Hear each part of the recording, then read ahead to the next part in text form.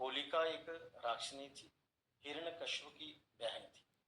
तो उसको एक विशेष आशीर्वाद समझो, उसने तप किया था, साधना की थी, तो उसे ऐसा आशीर्वाद मिला था कि अग्नि उसे जला नहीं सकी।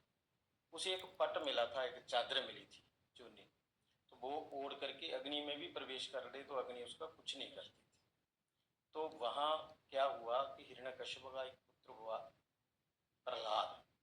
तो उसको, वो विष्णु भगवान का भक्त हुआ, परम भक्त।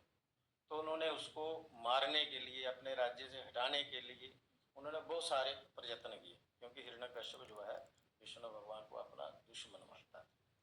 तो इसके लिए वो चाहता था कि इसको हटा दिया जाए, हटा नहीं, नाम लेना नहीं छोड़ा।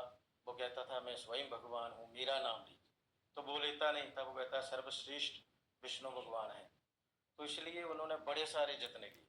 तो एक जत्न ये भी किया कि उसकी बहन ने कहा कि भाई मुझे जो है एक आशीर्वाद है, मैंने तप किया, साधना की, मुझे पट प्राप्त हुआ है, तो उसको लेकर के मैं ओढ़ूँ तो मैं जलूंगी नहीं। तो हम एक योजना बनाते हैं ऐसे।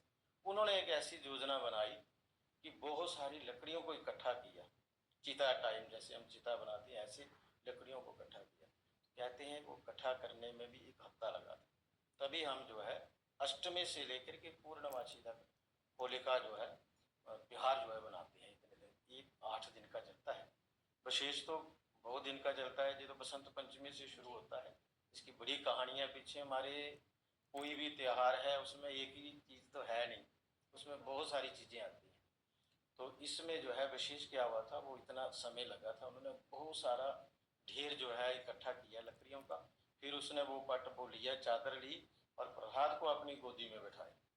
तो फिर उसके बीच में बैठ गई।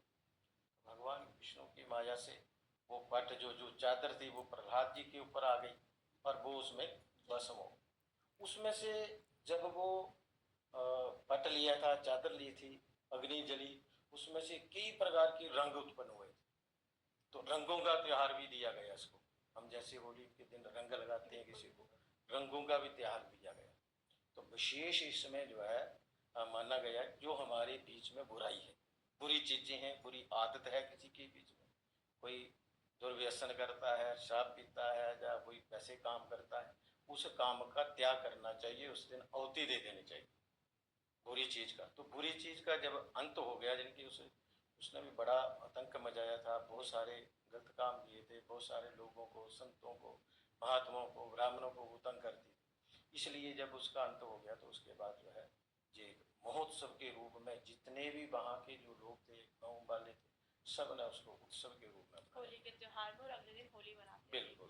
तो जैसे हम होली की बात कर रहे हैं, रंगों का त्योहार है, तो होली का दहन में हम आग जलाते हैं, तो क्या उसकी राख का महत्व है, हमें वो राख रखनी चाहिए हमें? नहीं, वो राग रखने का कोई वो नहीं है। नहीं, उस राग को जो है, जैसे होलिका है, बुरी चीज है, बुरी चीज को हमने उसको वहाँ भी जलाया है। जैसे भी ऐसे भी हम अग्नि जलाएं, जब होलिका दहन करें तो अग्नि जला करके और जल लेना चाहिए हाथ में, और संकल्प करना चाहिए कि हमारे बीच में कोई ऐसी बुरी चीज है, बुरी कोई आदत है, किसी को कुछ बुरा बोलने की आदत है, करने की आदत है, कुछ खाने की पीने की आदत है, उन आदतों को आज से हम जो है इसमें दहन कर रहे हैं, जला रहे हैं, भस्म कर रहे हैं, छोड़ रहे हैं। इस प्रकार का संकल्प करना चाहिए, तब जा करके होलिका सही महत्व जो है पूर्ण होता है। जैसे हम मंत्रों की बात करते हैं, जब हम होली का दहन करते हैं, आहुति देते हैं, उसमें कुछ मंत्र उच्चारण करने चाहिए? विशेष तो हम सभी तो मंत्र जानते नहीं हैं।